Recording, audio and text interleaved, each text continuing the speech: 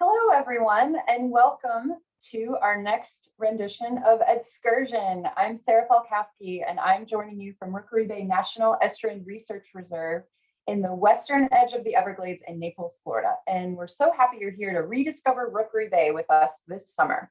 So a few housekeeping things before I introduce you to the team. We are in a webinar format, as you can see, so we aren't able to see or hear you, but we know you're out there, and we're so curious where you are. So feel free to write into the chat box at the bottom of your screen any questions that you might have for us on the back end. If you're having any kind of technical difficulties, if you want to tell us where you're joining from, that kind of stuff. If you have a question for the audience, and we do hope that you will, for the presenters, not the audience, the Q&A box, which is right next to the chat box, is where you can enter that. And the really cool part is when you enter your question, someone else will be able to hit the thumbs up symbol next to it if it's a question they want to hear too. And this will help us prioritize which questions we get to at the end for our Q&A session.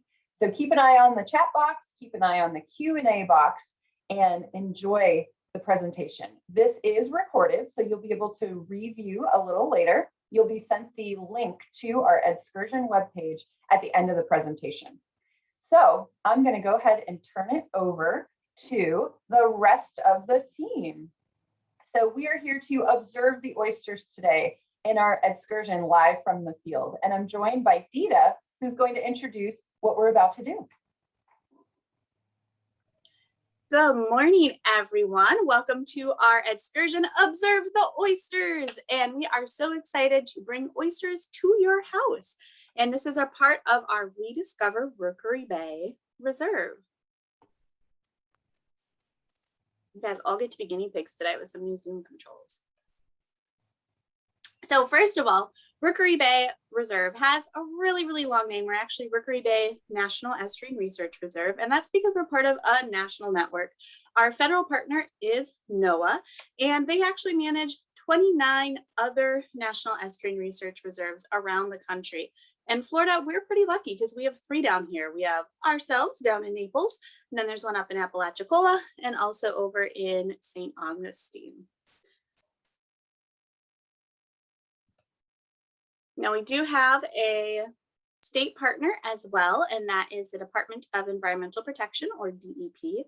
And they preserve a lot of coastal areas, including aquatic preserves, the 3 National Estuary Research Reserves, the Coral Reef Conservation Program, the Florida Keys National Marine Sanctuary, and also buffer preserves. So among all those different types of preserved areas, over 4 million acres are protected throughout the state of Florida. Oh, sorry, I jumped the gun. And our reserve is actually quite large. So while this yellow star does show where our learning center is, our environmental learning center, we actually manage 110,000 acres.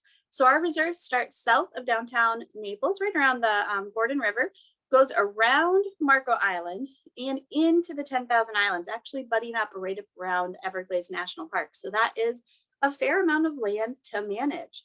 And today, my team is taking you to a spot where you can observe oysters pretty well. And we are gonna get down there on using Google Earth. But before we do that, we're gonna hear a little bit more about the reserve.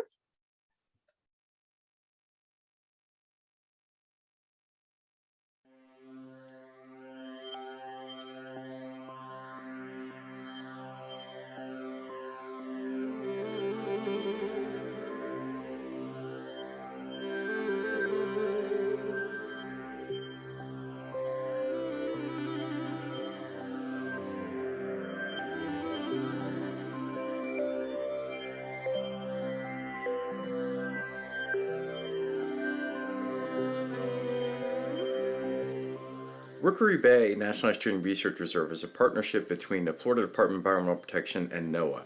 And it's really set up to enable long-term conservation, research, and education of this estuary. Rookery Bay was set aside 40 years ago now as a living laboratory to study how mangrove ecosystems function and also to protect this really unique ecosystem. And through the efforts of grassroots conservation, through the 60s and up through today, we're actually able to have this place set aside so it'll be there in perpetuity. So generations of families can actually enjoy these resources and also use them as well.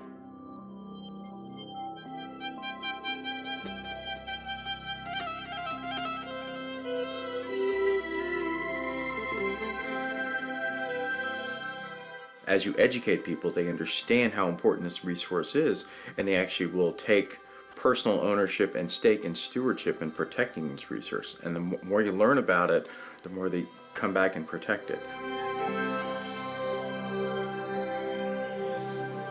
We are stewards. We have been given the responsibility to protect these areas so they will persist forever.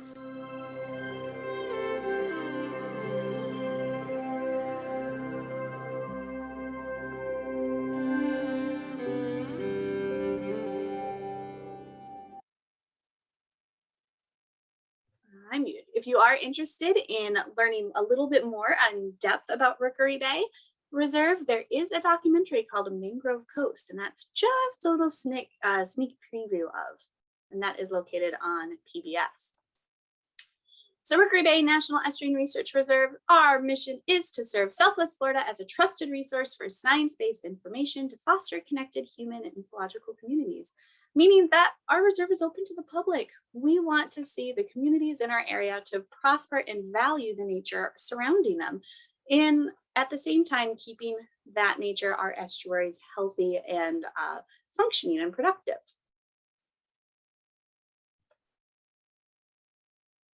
So why are estuaries important? Well, there are lots of reasons. I'm sure you can think of a few. We'll run over just a few of them in this presentation. The first one is the fact that they are extremely productive. So down here in Southwest Florida, we have mangrove dominated estuaries, and all that lovely leaf litter, the twigs fall into the water and provide a huge influx of nutrients. You think of most of the world's oceans, they're pretty much an open desert. There's not a lot of food out there except along the coastlines. And so our estuaries have this huge wealth of food and nutrients for animals to grow. And this does lead to them being a habitat for numerous animals and actually a nursery to a lot of animals that are really essential to our marine economy. How many animals can you think of, or animals, excuse me, how many guests that you have come and visit, or have you heard in the news about all those people that come down in season, maybe just to get those stone crabs, go out on that charter fishing boat, or even just go sun on the beach, go on a kayak tour, relax in nature. All of those are possible because of healthy estuaries providing these nursery grounds for a range of animals. And another big one that we know, well, we do think about quite a bit this time of year, but estuaries actually offer protection from storms. So in this video, you can see a wave machine, and when those waves hit these model mangrove trees, the waves actually decrease in size a little bit. And if there's wind, it would slow down a little bit. So mangrove islands offer protection from storm surge and tropical storms. So thank you, mangroves, for helping keep our coastlines safe. Now, I touched on this a little bit with estuaries being nurseries, but they provide a habitat because of that productivity.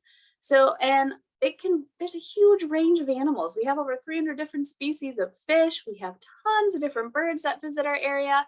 Yes, that is a video of a little baby sea turtle crawling out to sea in the bottom left. And we have a numerous threatened or endangered species that do utilize the reserve. In the middle, this is a small tooth sawfish, has that lovely rostrum covered in spiked teeth.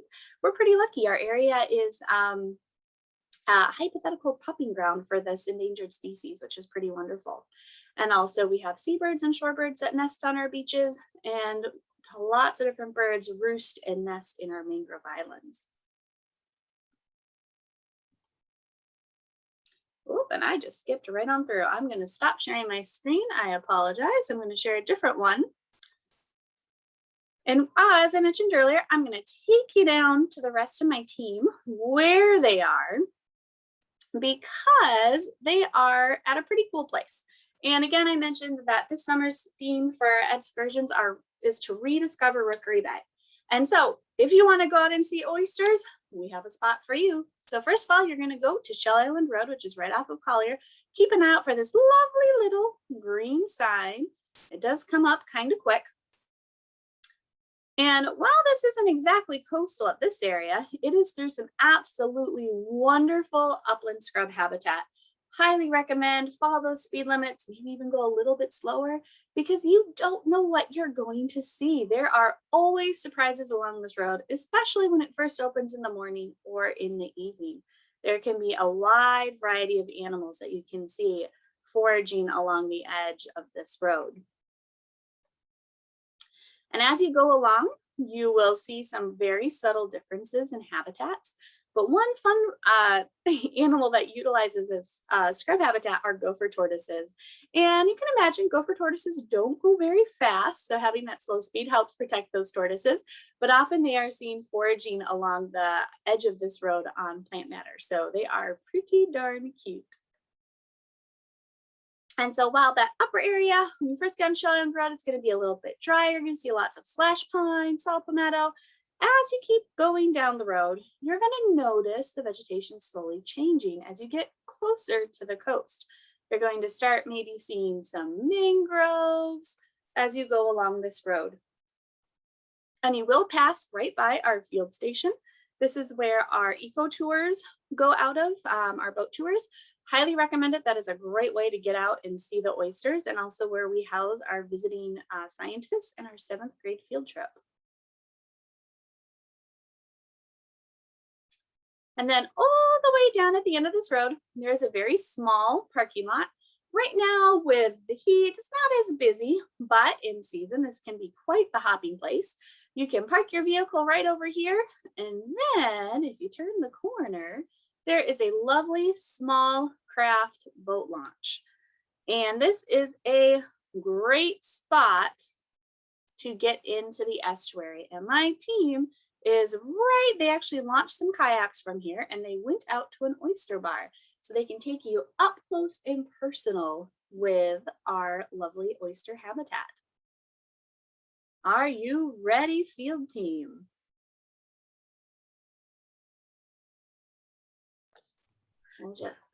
There they are. Hey, are we visible? Can you hear us? Yep and yep. Wonderful. Okay, good morning, everyone. Thank you so much for joining us to observe the oysters this morning. This is our second last summer excursion, and we've been discovering Rookery Bay all over again for the last couple months. But I'm here. My name is Morgan. I'm on the education team here at Rookery Bay, and I'm joined by our education intern, Aubrey. Hi, everyone. And I'm sure you've seen us before if you've been joining these programs. And yes, we are right here knee deep in the estuary. Dita took you all the way down to the launch where we launched our kayaks, and we came out here just to see this beautiful oyster bar. Let's just give you a better look. We'll give you a panoramic. How's that looking?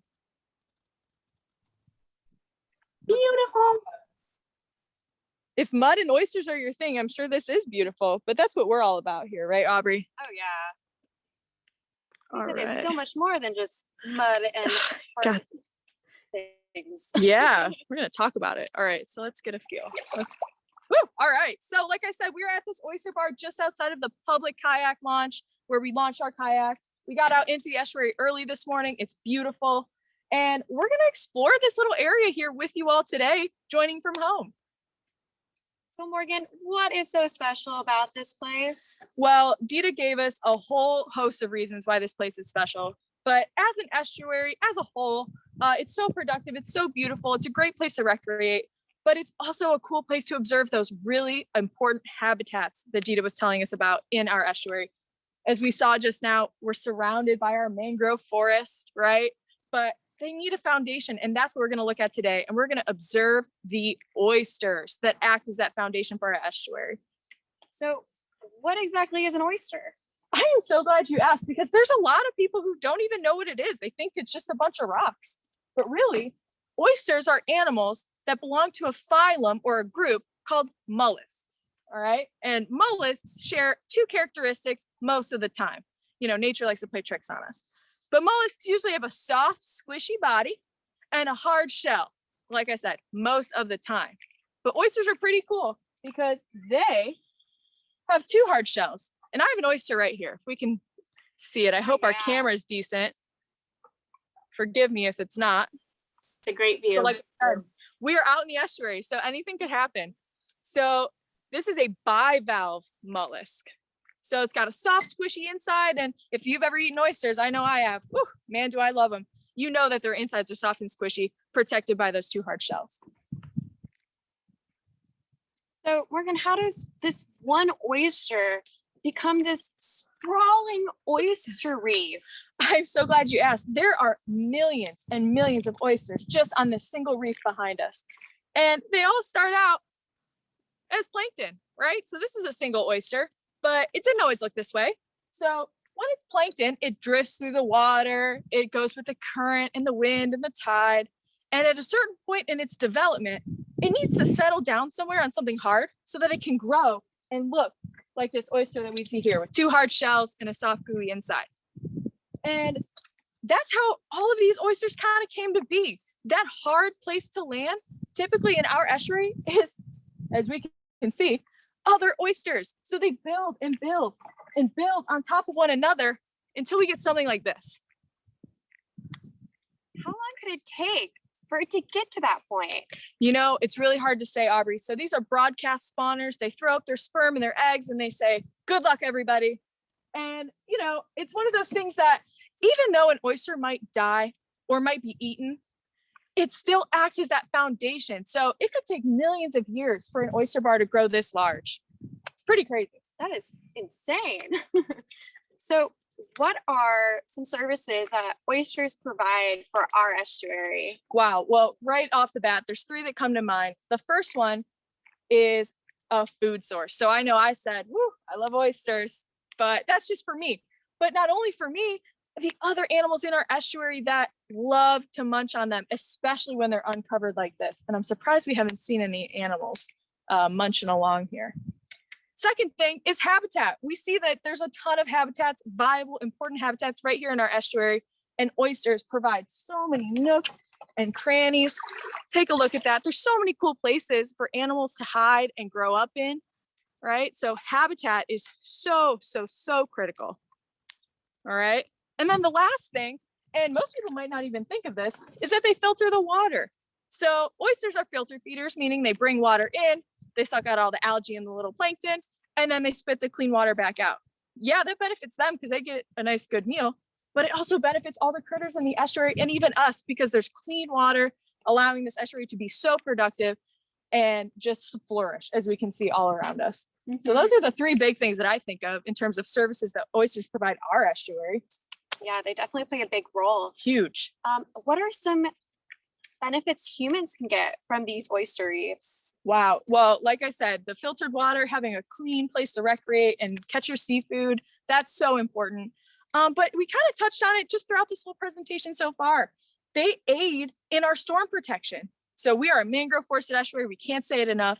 And those mangroves need a foundation. So you can see right here, this beautiful red mangrove has got all of its prop roots dug into our oyster reef.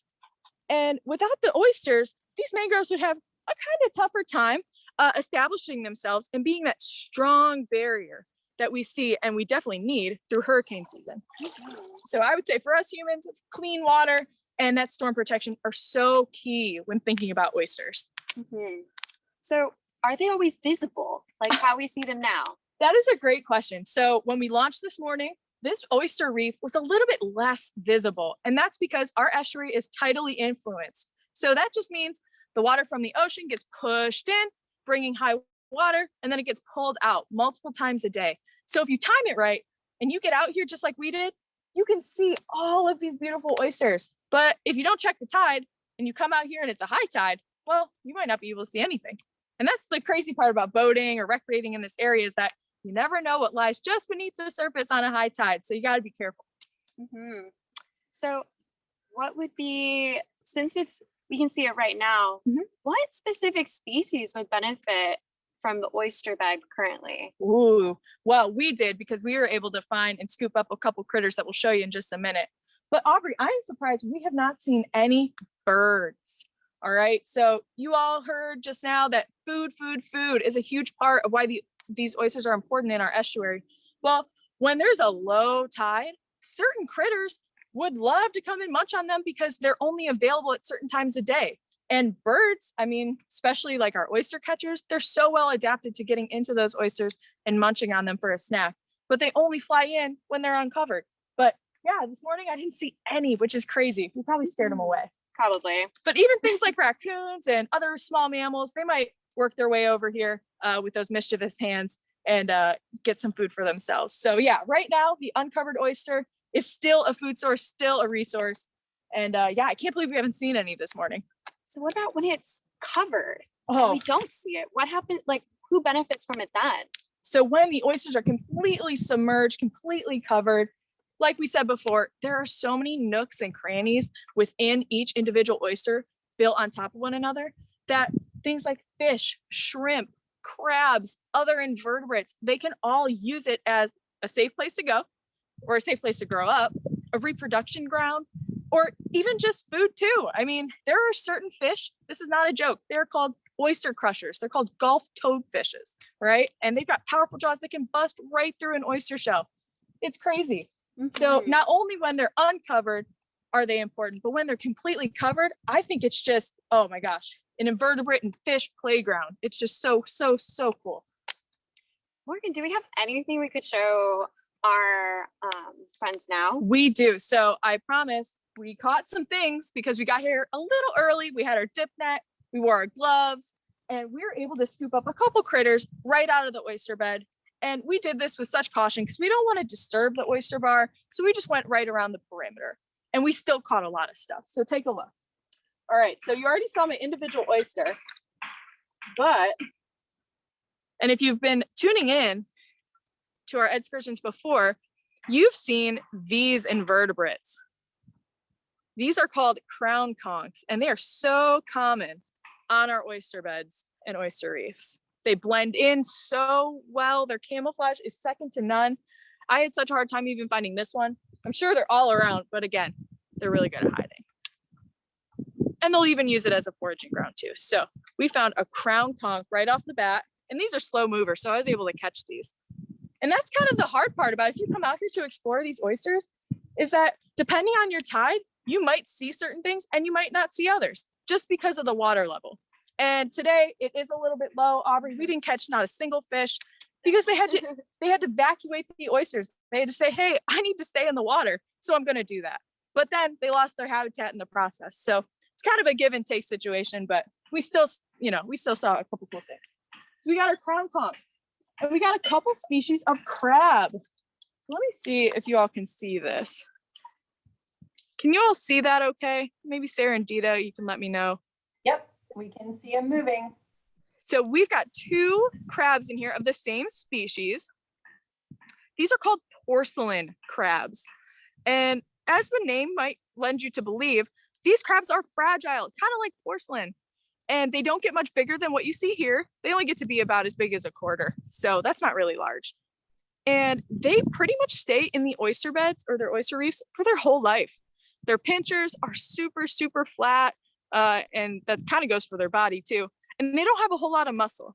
So their specialty is like being nimble, fitting into those small crevices, and just being like a master of disguise and escape, right? So they're super nimble and able to get away. But those are porcelain crabs. I wonder if I can get one out for you. So check out just how flat it is. Yep. Check that out. You can hardly even tell. It looks like mud. It sure does. And the color of these crabs and the oysters around us, if you're a dark color, that's beneficial because you get to blend in.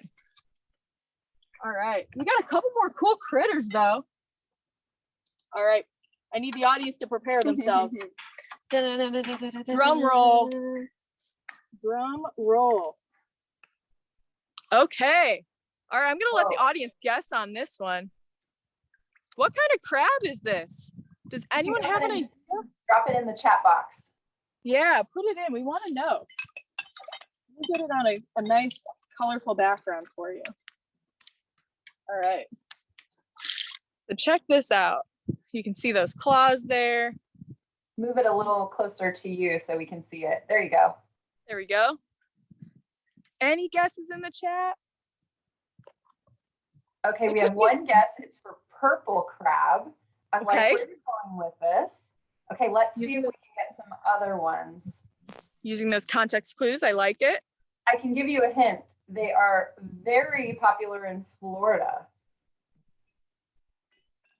And by popular, I don't mean in the estuary. They're also popular on a menu in a restaurant.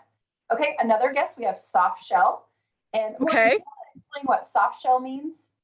So soft shell just means it has a hard exoskeleton, but it's a little bit softer because they had just molted. So it's right in between that hard state and being really fresh after molting. So yeah, it's kind of that weird in between, but not this one. This one is hard.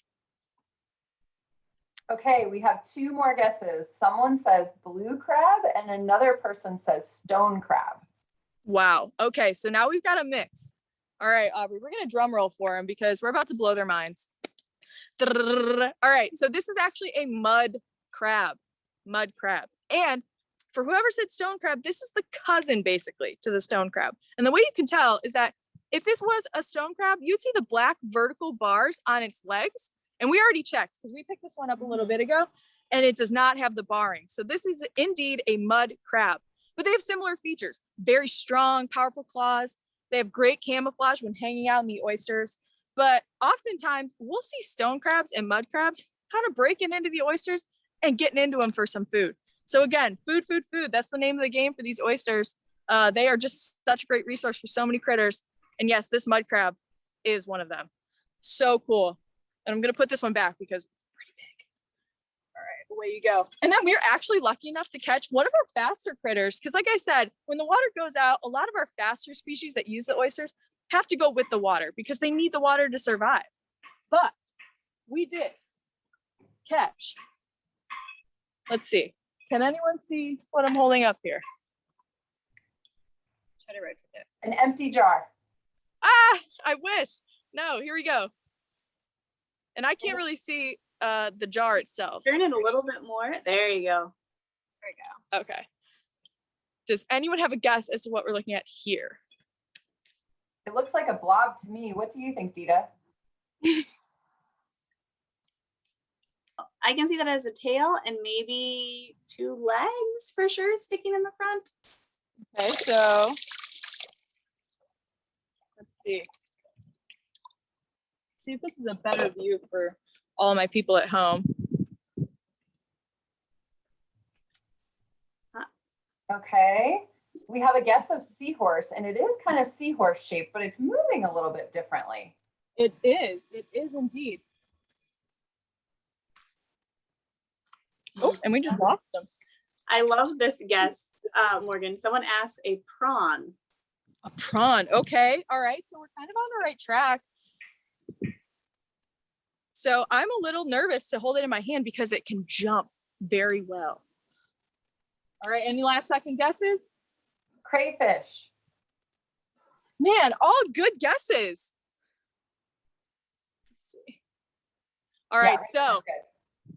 Yep, hold it this right there. is another invertebrate that uses our oyster reef, but this is a crustacean. This is a pistol shrimp. So prawn, crayfish, we're kind of on the right track, same group there, but this is a pistol shrimp.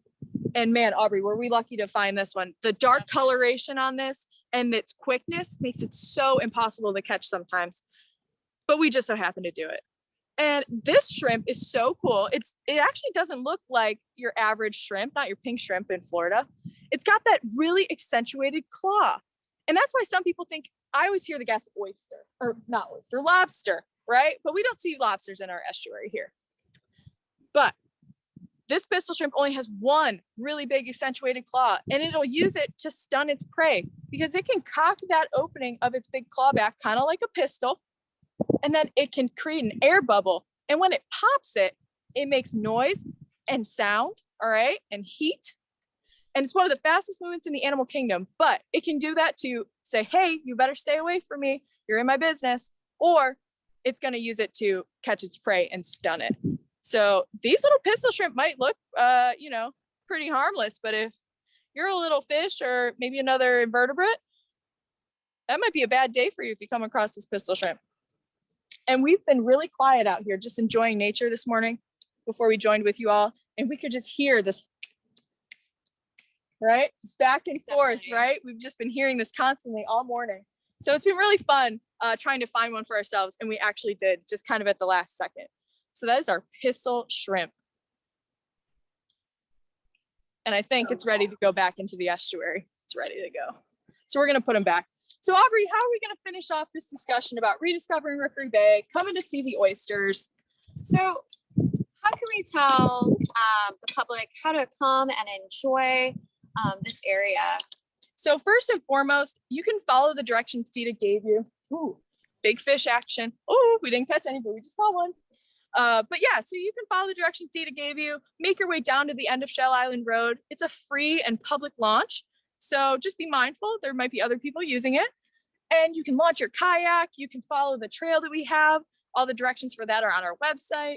And you can just come out here and enjoy it and leave no trace, of course. So if you're coming out here like me with a little bit of gear, got my net, got a little jar to look at stuff, just make sure you bring all that stuff back with you. Mm-hmm. So should they check the tide before recreating out here? If I were them, I would say yes, because we did, and we were able to see this huge oyster bar and even catch a couple critters. But if you're like not interested in that, just say, hey, I'm gonna go cruise around. But there's some spots that get super shallow in Rookery Bay. So a rule that I would like to follow is just check the tide. And you can just Google, tide in my area, and you can type it in. But it's real simple. And it might lend you to see some really, really cool stuff. So if people do choose to come out here, what is a way they can prepare themselves to be equipped properly? That's a great question. So just by looking at us, we've got our sun protection on today. We're both wearing long pants. And yes, we have really nice closed-toed shoes on because our oysters here are exceptionally sharp. And we don't encourage our viewers today to get out and really get in the business with the oysters like we did today. We've done this a lot, so we're pretty trained up. But yeah, just coming out here, being able to observe and just being knowledgeable that they are sharp and they really could hurt you if you got out with a bare foot. But if you do want to get up close and personal, maybe a glove or a dip net, but don't be too invasive. Like we said, we stayed on the perimeter. We didn't get in the business to the whole big main oyster bar. So we just stayed right on the outskirts and it was perfect. We still caught a lot of cool stuff and checked it out. And we're putting it back in just a minute. But on top of that, like we said before, just be mindful of what's going on around you. Leave no trace. And man, just enjoy. That's how I'd say to prepare. Just come out, prepare to have a good time, and enjoy your time in the estuary. I mean, it's so beautiful today. You can see. It really has been. So I think that's all the time we have in the field because right now the tide has changed. And yes, we have an incoming tide and we're losing water by the minute and we're getting up to our knees now. So we are going to turn it back over to our office team. And we want to thank you all for joining us in the field. Thank you. Thank you guys so much. So I'm actually going to share my screen one more time because we had a request to see that baby turtle again. But also I wanted to let you guys know that we have so many more events coming up. So I'm going to take an opportunity to describe them while you guys put your questions in the Q&A box so that our panel can answer them. So this was the second to the last of our Edscursion series. So you can see here on this flyer, if it's not too tiny, we just observed the oysters. And later this month on August 20th, we are going to learn about the beauty of the beach. We are going to virtually visit one of Florida's most beautiful beaches, and that's Tigertail Beach on Marco Island. So we hope that you'll join us there from wherever you are. And all of our programs this month take place at 10 a.m. But I'm going to put a link in the chat box where you can actually watch the recordings of all of our previous programs. And we hope that you'll join us for more. On the right side of your screen, you are going to see that we have lots of in-person and virtual events.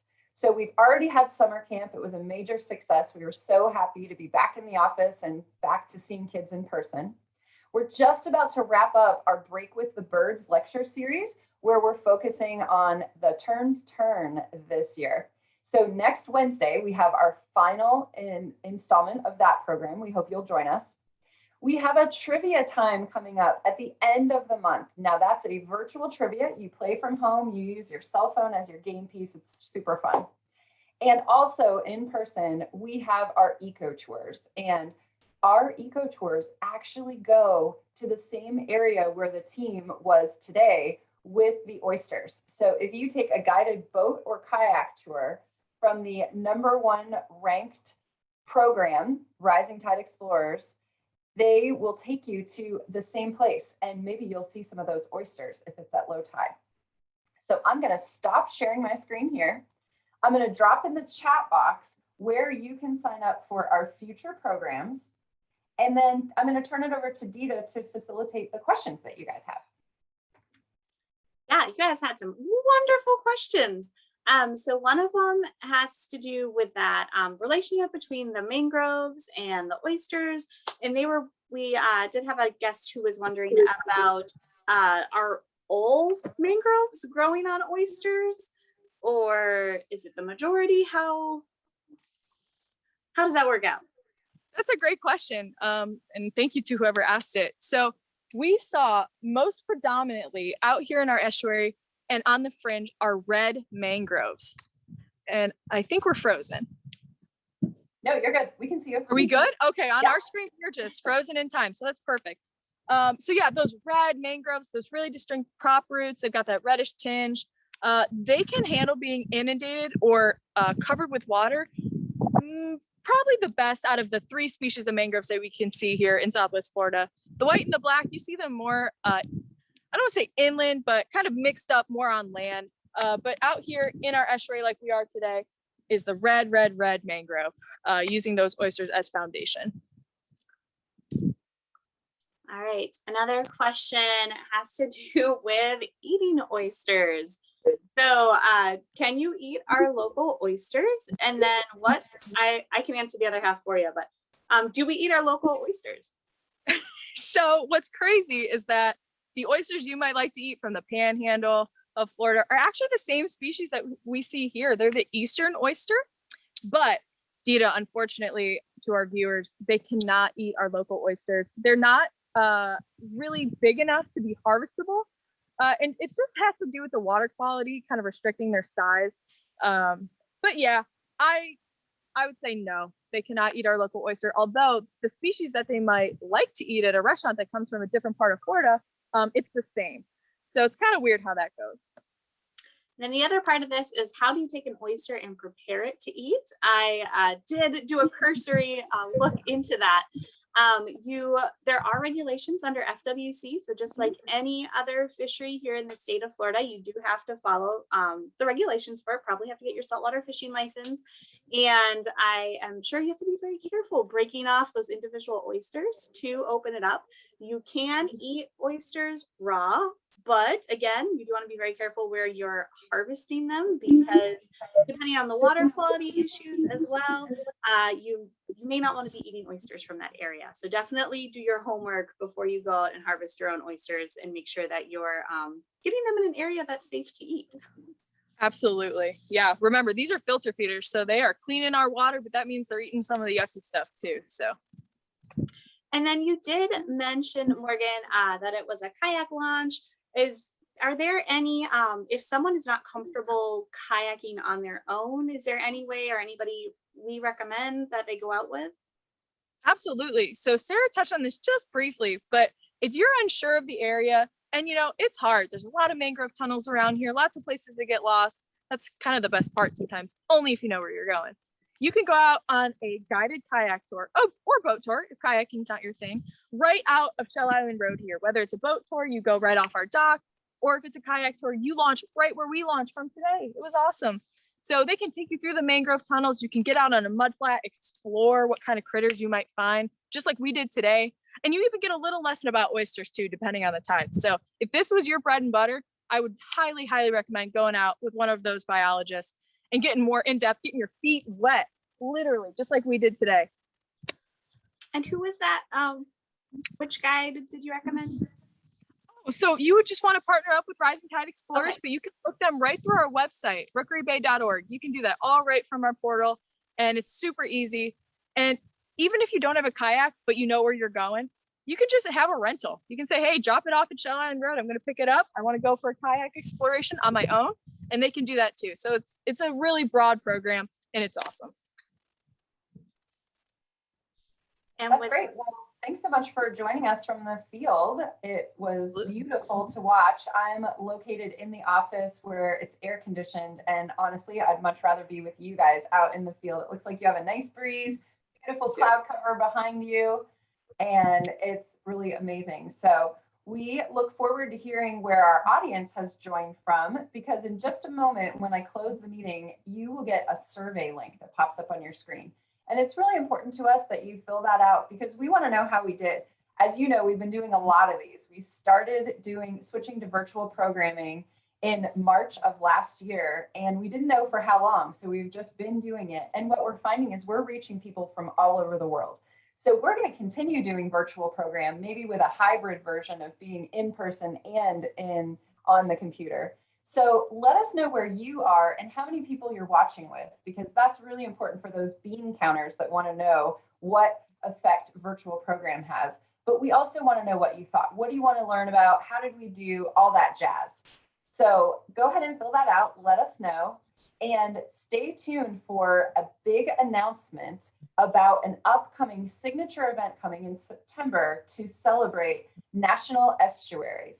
So we're going to be celebrating the entire month of September about the estuaries, which are where rivers meet the sea. So you'll be learning more soon about that. Until next time, we'll see you. Thanks for joining, everyone. Bye-bye. Bye, everybody. Bye, guys.